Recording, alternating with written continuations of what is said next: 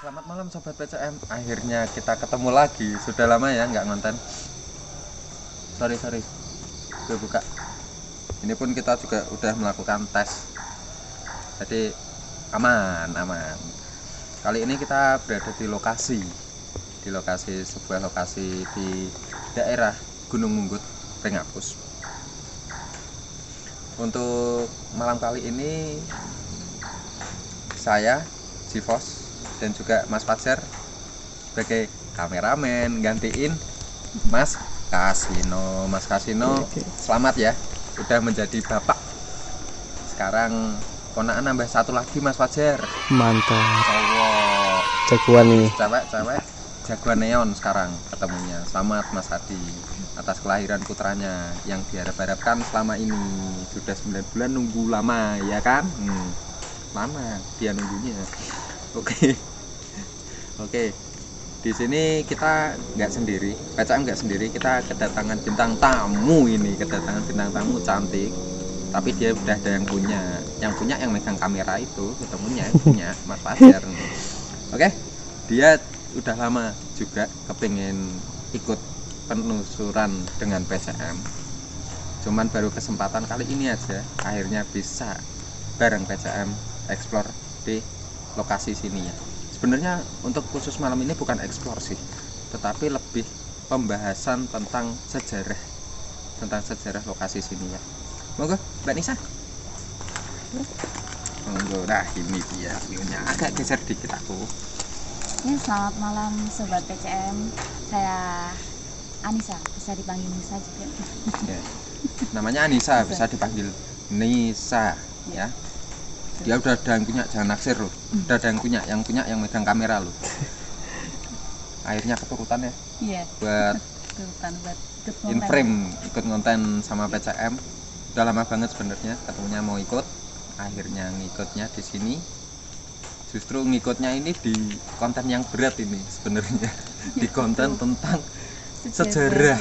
Ya, ini tentang sejarah ini juga tes juga buat PCM karena baru kali ini PCM ngonten pembahasan tentang sejarah ini. Apalagi kita kesini juga awam informasi juga. Iya. PCM ini bener-bener ini kita masih awam informasi ya di sini. Dan berhubung ini juga lokasinya juga agak gerimis ya kan, lebih baik kita langsung cari tempat buat berteduh, buat ngobrol-ngobrol santai, menguak sedikit tentang sejarah lokasi sini ya. Oke, kita cari lokasi dulu ya guys ya.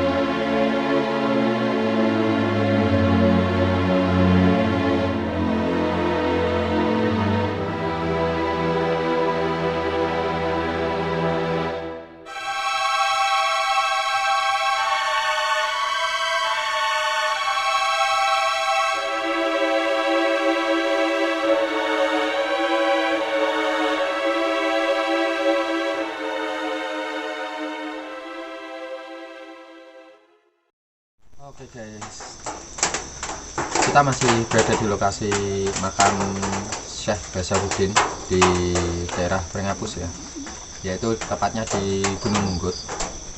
Di sini aku menemukan sebuah artikel Mbak Nisa, yaitu tentang lokasi makam Gunung Munggut.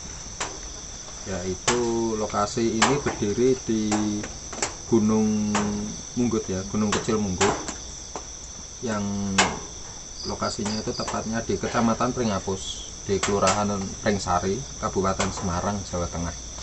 Jadi di lokasi ini itu bukan hanya makam dari Mbah Syekh Basaruddin saja, tetapi di sini juga ada makam dari Kiai Putih terus juga Sunan Benowo dari Kiai Ireng juga, dan juga Kiai Suketi, makam Kiai Suketi.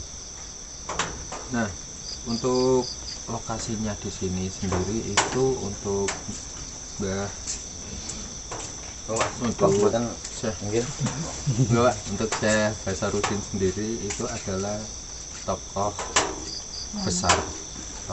besar agama, yaitu penyebar agama Islam pertama kali di daerah Prenggapus, dan beliau meninggal di sini dan juga dimakamkan di sini juga, yaitu di Gunung Mungkur tepatnya.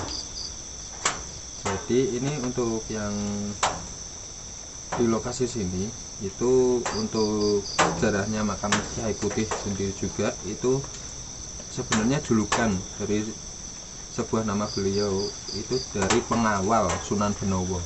Jadi Kiai Putih itu adalah pengawal dari Sunan Benowo. Setiap kemunculannya itu beliau biasanya berwujud seekor macan putih, ya, dan makanya itu disebut Kiai Putih. Beliau ini mempunyai tugas khusus yang diperintahkan oleh Sunan Benowo, yaitu untuk menjemput para peziarah dari pintu masuk pertama. Pintu masuk pertama itu berarti sini ya, masuknya di anak tangga sini ya, bener ya Mas ya? Betul. Pintu masuk pertama yang akan melakukan tawasul ke pusara para wali, dan diantaranya sampai ke makam Syekh Basaruddin sendiri. Jadi Kiai Putih itu dia ditugaskan Sunan Benowo itu untuk menjemput para santri, para peziarah, untuk mengawal para peziarah ya, untuk mengawal para peziarah untuk menuju ke makam sampai akhirnya singgah di pusaranya Kiai Basaruddin sendiri, yang biasanya berwujud macan putih. Dan untuk Kiai Basaruddin sendiri di sini tidak banyak tentang ulasan Kiai Basaruddin, karena memang sudah jelas, orang sini pun juga sudah tahu bahwa Kiai Basaruddin itu adalah orang yang menyebarkan agama Islam pertama kali. Dia tokoh, benar-benar tokoh agama besar di sini. Kalau untuk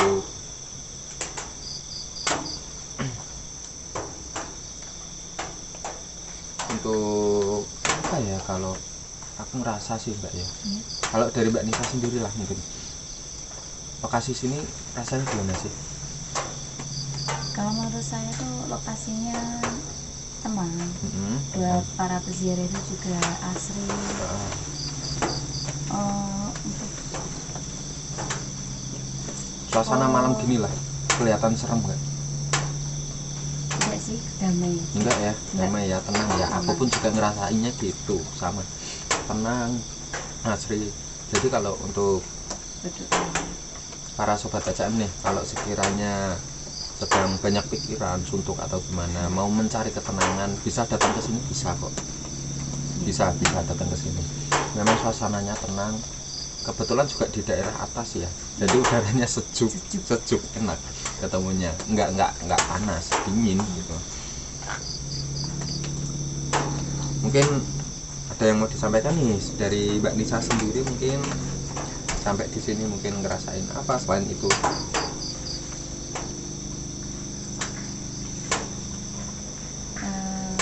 Apa mungkin dari segi para peziarahnya sendiri, mungkin dari segi apa ya, untuk makamnya sendiri, dari sejarahnya mungkin Mbak Nisa mau menambahkan.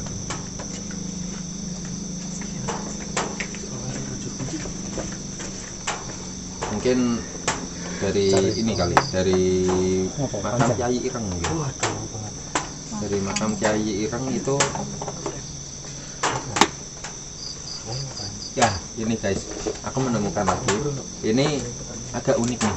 Jadi khusus untuk di makam Kiai Ireng ini memang tidak dibangun atau dipugar ya. Cukup seperti makam Kiai Putih.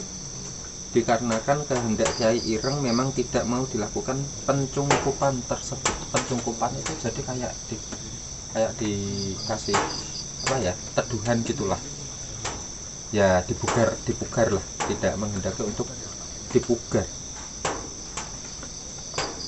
Itu dikarenakan Maesan yang digunakan adalah salah satu situs cagar budaya. Jadi iya sudah cagar budaya, ternyata sudah cagar budaya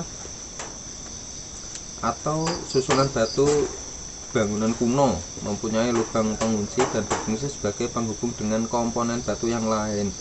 Jadi memang di sini itu untuk yang di Kiai Ireng sama Kiai Putih itu memang dia sudah dimasuk daftar cagar budaya itu karena bebatuan yang mengelilingi makam itu memang batuan-batuan kuno.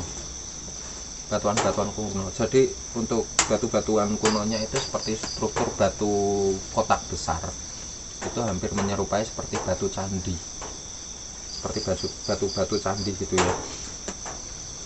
Untuk makam Sunan Benowo sendiri ini bahwa makam tersebut bukanlah makam dari Sunan Benowo, melainkan makam putranya Pangeran Purwokusumo. Dan Pakuncen mengatakan makam Sunan Benowo berada di Desa Pakuncen, Kecamatan Penggandon, Kabupaten Kendal, Jawa Tengah. Jadi ini bukan makamnya Sunan Benowo, tetapi ini makamnya putra dari Pangeran Purwokusumo. Ya. Untuk makam Pangeran Purwokusumo sendiri mungkin Mbak Nisa bisa menjelaskan mungkin untuk makam Pangeran Purwokusumo. Untuk di dalam makamnya seperti apa? Dalam makam yang sangat cukup ini bukan hanya makam Pangeran Purwokusumo saja, melainkan sebuah makam, yaitu makam Kiai Suketi. Makam Kiai Suketi ya? Yes. Oh iya. Yang sedangkan bahwa beliau adalah seorang alim atau ulama yang menjadi imam sholat keluarga Pangeran Purwokusumo. Oh iya, jadi Kiai Suketi ini dia adalah seperti imam sholatnya dari keluarga ya, pangerannya dari Pangeran Purwokusumo ya. Makam tersebut berada di sisi timur dari pusaran Pangeran Purwokusumo. Memang sengaja tidak dikasih izin atau maisan. Oh iya. Jadi gitu. Karena kan beliau tidak menghendaki pusaran itu dikijini. Oh gitu ya. Menurut dari tutur dari Pakuncen makam sini ya. Iya. Oh jadi untuk lokasinya sendiri itu yang sebelah sini, di sebelah atas ini. Nanti kita juga ambil view-nya juga untuk makam-makamnya juga nanti kita ambil view.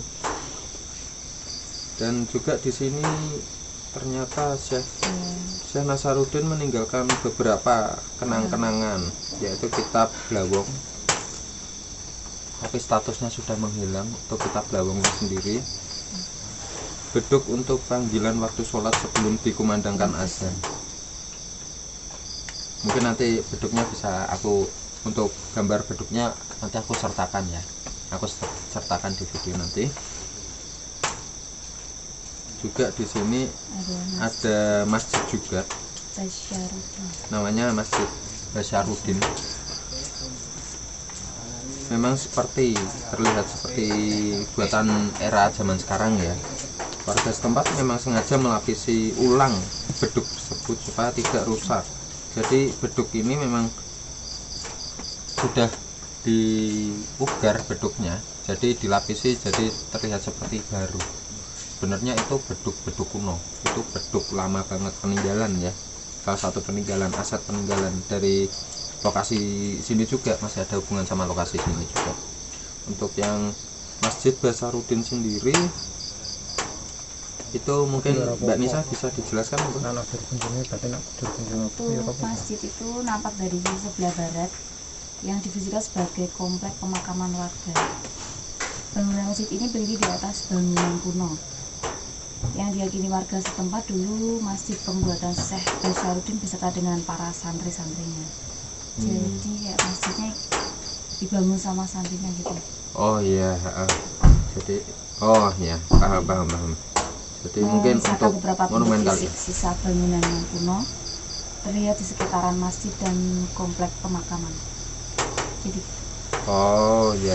Jadi ada mungkin sisa-sisa bangunan, mungkin entah itu batunya atau mungkin kontur bangunannya itu sendiri masih ada sisa-sisanya di sekitaran itu masjid situ sendiri. kayak situs batu candi gitu ya Mas. Ya, oh jadi mungkin apa bisa dikatakan untuk Kayak sisanya itu jadi situs gitu. Iya. menyisakan. Oh ya benar. Jadi memang dari Syekh Basaruddin sendiri itu berarti membangun masjid itu enggak sendiri, tetapi dibantu oleh santri-santrinya ya. Dan sekarang dipugar oleh warga yang menjadi tampilannya seperti masjid modern. Tapi sebenarnya masjid itu berdiri di atas bangunan kuno, di atas bekas masjid yang dibangun oleh Syekh Basaruddin sendiri gitu. Untuk lokasinya sendiri ini mungkin nanti aku sertakan juga untuk gambarnya ya, karena memang masih sedikit informasi juga sih yang kita dapat dari lokasi sini. Bahkan di artikelku juga masih sedikit tentang informasi di makam Gunung Syekh di makam Syekh Basaruddin sendiri, tepatnya di Gunung Munggut. Mungkin kita bisa